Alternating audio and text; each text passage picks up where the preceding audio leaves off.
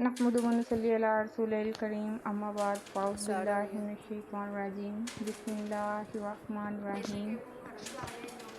8 محرم کو پیاس اپنی انتہا پر پہنچ گئی۔ خیموں میں بچوں کے رونے کی آوازیں، سکینہ کے آنسو اور اصغر علیہ السلام کی ہچکیاں امام حسین علیہ السلام کے دل کو چیرتی رہی۔ حضرت عباس علیہ السلام کی غیرت اور حوصلہ بار بار جوش میں آتا۔ جب سکینہ آ کر کہتی، چاچا جان پانی ملے گا نا، تو عباس علیہ السلام کے دل پر بجلی گرتی، لیکن وہ اپنی تلوار پر ہاتھ رکھ کر پھر حسین علیہ السلام کے سامنے جھک جاتے اور عرض کرتے، بھیا میں پانی لینے جاؤں؟ لیکن حسین علیہ السلام فرماتے، ابھی وقت نہیں آیا عباس، صرف صبر کرو۔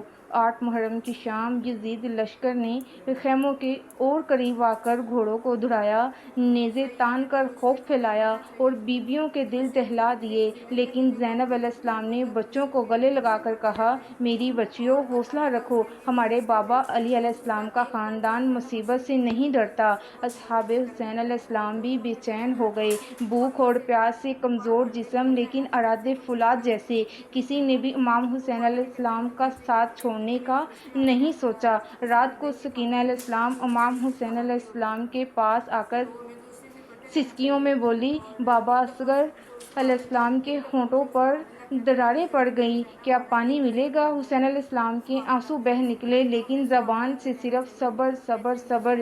کیا سبق دیا؟ ادھر دشمن کا ظلم 8 محرم کو بھی کمزور نہ ہوا۔ ابن سعد نے اپنے سپاہیوں کو مزید ہدایت دی کہ اگر کوئی مشک لے کر پانی بھرنے نکلے تو تیر مار مار کر گرا دو، اور نہر پر کھڑا پہرا لگا دیا۔ 8 محرم کے مصائب کا پیغام اہل بیت علیہ السلام نے دکھا دیا کہ بھوک اور پیاس سے بھی بڑی چیز ایمان کی استقامت ہے۔ اگر حسین علیہ السلام چاہتے تو لڑائی شروع کر دیتے، لیکن وہ صبر کا دامن نہیں چھوڑتے تاکہ پوری حجت پوری ہو جائے۔ عباس علیہ السلام جیسے شیر دل بھائی نے اپنی غیرت پر قابو رکھا، کیونکہ امام علیہ السلام کا حکم مقدم تھا۔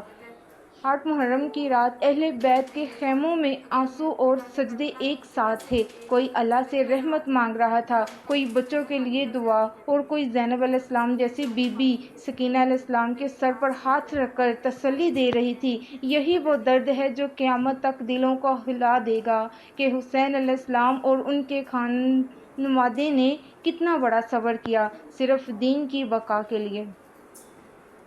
سلام ہو اس عباس پر جو دریا کے سامنے کھڑا رہا اور مشک کو دیکھ کر اپنی پیاس بھول گیا، کیونکہ سکینہ کے ہونٹ اسے یاد دلاتے تھے کہ پانی کا حق پہلے ان معصوموں کا ہے۔ سلام ہو اس حسین علیہ السلام پر جس نے صبر کا علم بلند رکھا جب خیمے تڑپ رہے تھے، بچوں کی سسکیاں دل میں خنجر بن رہی تھی، مگر زبان پر شکوہ نہیں، صرف رضا۔ سلام ہو زینب علیہ السلام کے حوصلے پر جس نے بیویوں کو تھاما، آنسو پہنچے اور کہا، اللہ ہمارے ساتھ ہے، ہم کمزور نہیں ہوں گے۔ 8 محرم کی تپتی ریت گواہ بنی کہ اصغر علیہ السلام کے ہونٹ خشک ہوتے جاتے اور حسین علیہ السلام کی آنکھ اشک سے بھر جاتی، مگر دل کہتا، یہ صبر ہی ہمارا ہتھیار ہے۔ سبحان اللہ۔